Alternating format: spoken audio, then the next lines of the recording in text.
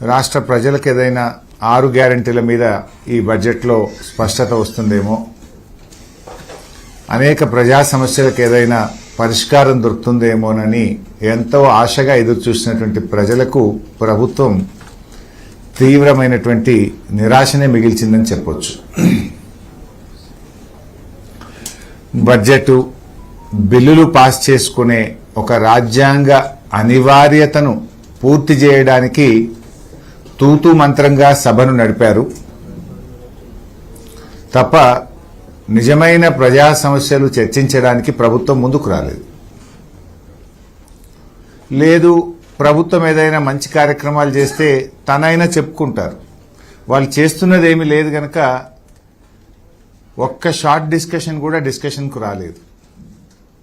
ప్రజలు ఎదుర్కొంటున్నటువంటి 19 సమస్యల మీద బీఆర్ఎస్ పార్టీ షార్ట్ డిస్కషన్ పెట్టాలని మేము బీఏసీ మీటింగ్లో స్పీకర్ గారికి, ప్రభుత్వానికి మా తరఫున ప్రతిపాదించాం. సరే, మేము ప్రతిపాదించిన ప్రజా సమస్యలపై ఏ ఒక్క అంశం మీద ప్రభుత్వం చర్చకు ముందుకు రాలేదు. పోనీ ప్రభుత్వమైన జనరల్గా ఏం చేస్తాయంటే గవర్నమెంట్స్ వాళ్ళ స్కీమ్స్, ఫ్లాగ్షిప్ ప్రోగ్రామ్స్ మీద షార్ట్ డిస్కషన్ పెడుతూ ఉంటారు. వాళ్ళు ఒక్క స్కీమ్ మీద, ఒక్క ఫ్లాగ్షిప్ ప్రోగ్రామ్ మీద కూడా ప్రభుత్వం కూడా చర్చకు పెట్టలేదు. అంటే వాళ్ళు చేసిందేమి లేదు గనక, అంతా అరకొరగా ఆగమాగం చేసింది గనక కనీసం వాళ్ళ కార్యక్రమాల మీద కూడా చర్చ పెట్టడానికి ప్రభుత్వం సాహసించలేకపోయింది, భయపడ్డది. సభా సాంప్రదాయాలను పూర్తిగా తిలోదకాలిచ్చారు. అసలు ఒక నియమము, నిబంధన, సభా మర్యాద, ప్రతిపక్షాల పట్ల కనీస గౌరవం లేకుండా అన్నిటినీ తుంగలో దొక్కింది ప్రభుత్వం. ముఖ్యమంత్రి గారైతే ఈ శాసనసభలో తొండల భాష, కండల భాష దీన్ని వాడుకునేందుకు ఉపయోగించుకున్నారు తప్ప ప్రజా సమస్యల మీద, ప్రతిపక్షాలు అడిగిన సమస్యల మీద ఒక్క దాని మీద కూడా సూటిగా సమాధానం చెప్పలేదు. Always diversion politics.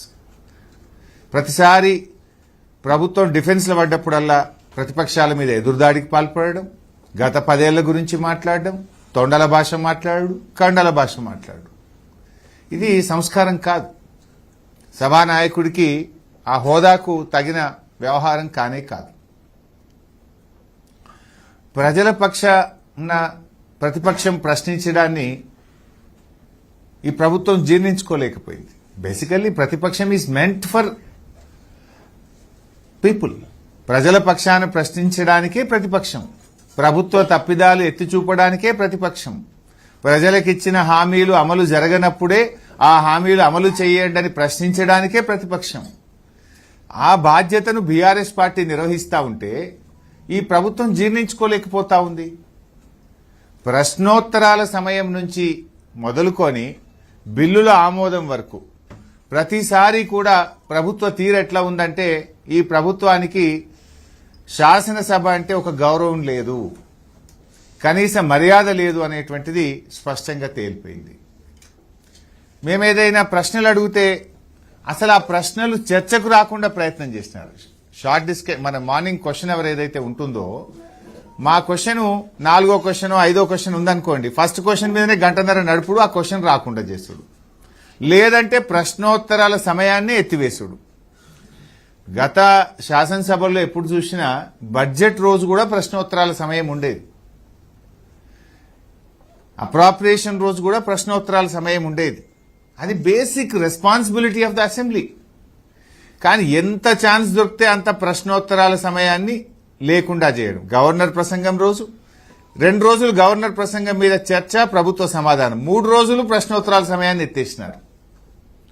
భట్టి గారు బడ్జెట్ ప్రవేశపెట్టినాడు, ప్రశ్నోత్తరాల సమయాన్ని ఎత్తేసినారు.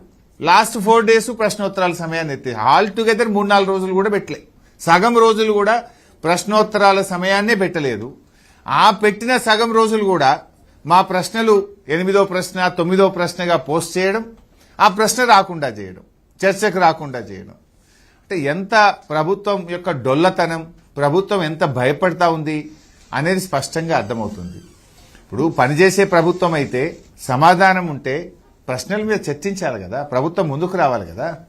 ప్రశ్నోత్తరాలే లేకుండా ఎత్తివేయడము, వచ్చిన ప్రశ్నలను చర్చకు రాకుండా చేయడం అంటేనే ప్రభుత్వం యొక్క డొల్లతనం, ప్రభుత్వం యొక్క వైఫల్యం చాలా స్పష్టంగా కనబడ్డది. ఏదైనా ఒక మంచి పబ్లిక్ ఇష్యూ మీద డిస్కషన్ జరిగితే శ్రీధర్ బాబు గారు ఏమంటాడు, లేచి ఎలియా మినిస్టరు, లేదండి షార్ట్ డిస్కషన్ పెడదాం. మూసీ మీద డిస్కషన్ వచ్చింది. మూసీ అంటే మీరు 10,000 గృహాలు కూలుస్తాము అంటున్నారు, 3,200 ఎకరాలు భూసేకరణ చేస్తామని గవర్నమెంటే గెజిట్ ఇచ్చింది.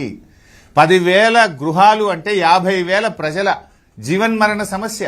50,000 ప్రజలు కంటి మీద కునుకు లేకుండా, నిద్రాహారాలు లేకుండా ఉన్న ప్రజల గురించి మాట్లాడదామంటే షార్ట్ డిస్కషన్ పెడదామంటాడు. వస్తుందా షార్ట్ డిస్కషన్? ఒక్క షార్ట్ డిస్కషన్ అయినా పెట్టిందా?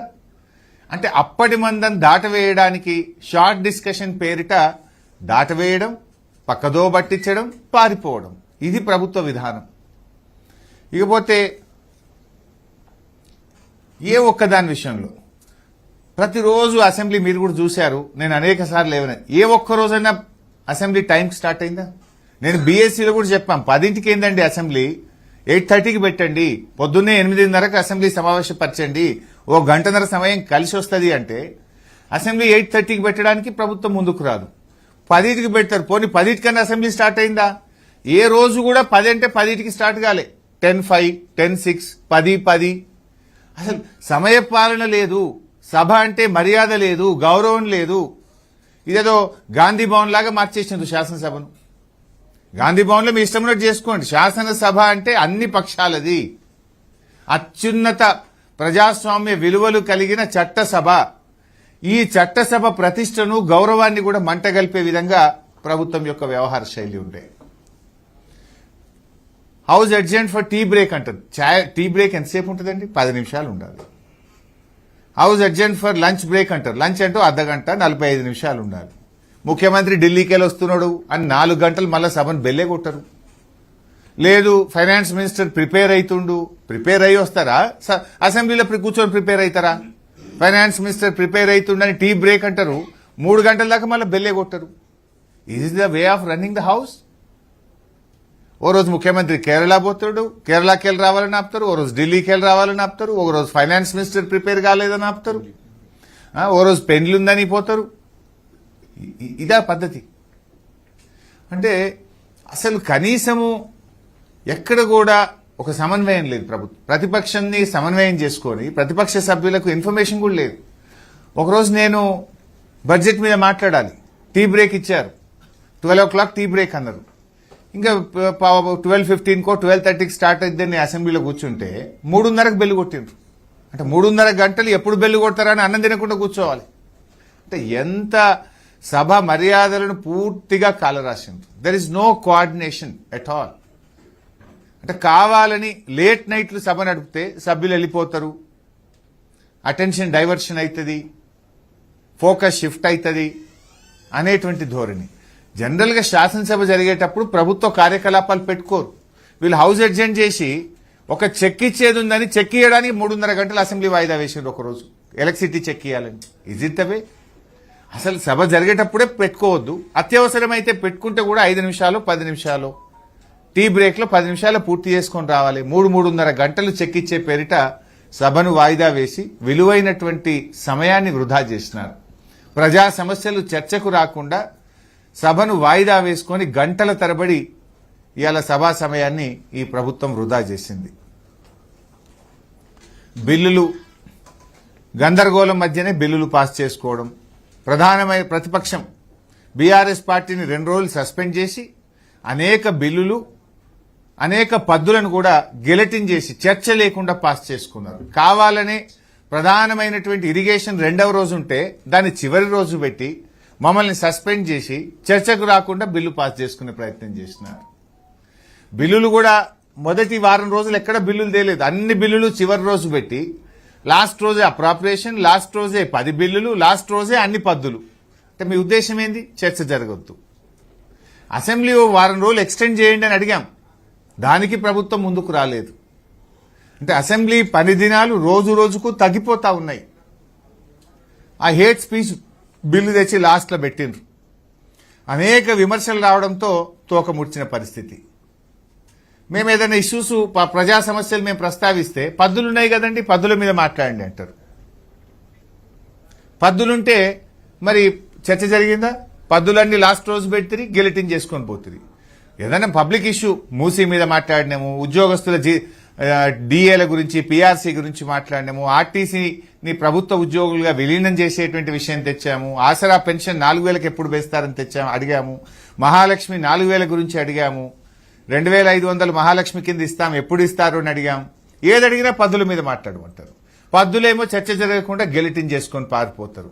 హిట్ టీవీ యాప్, ఇందులో short news, live news, entertainment shows, movies, digital magazines తో పాటు మీ జిల్లా వార్తలను కూడా ఫ్రీగా చూడొచ్చు.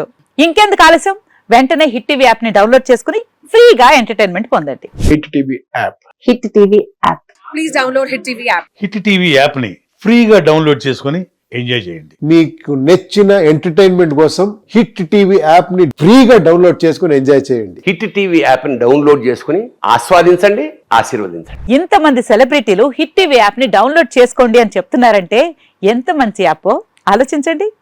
అమెరికా అమెరికా అమెరికా అమెరికాలో చదవాలనుకునే వాళ్ళకి విశ్వసనీయమైన పేరు మన శౌర్య కన్సల్టెన్సీ. UK లో 1 year masters. UK లో 1 year masters. 2 years work permit up to 5 years visa. Contact Saurya Consultancy. Contact 89851 89851.